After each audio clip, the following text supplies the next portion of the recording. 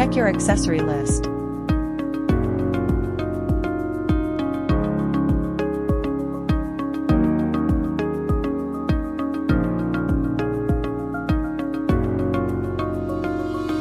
Charging adapter is not included with the product.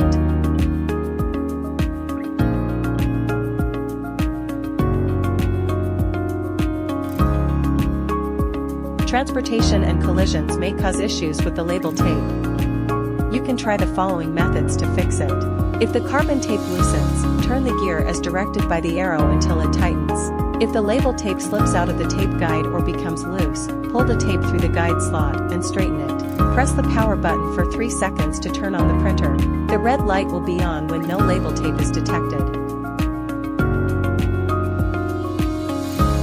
Place the label tape into the compartment. You will hear a click when it's properly installed.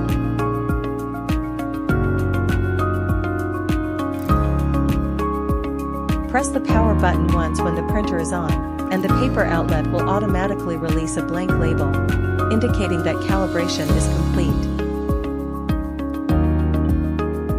Search for Print Master app on Google Play or the App Store to install it. When you connect to the app for the first time, it is recommended to complete the quick connection and printing guide.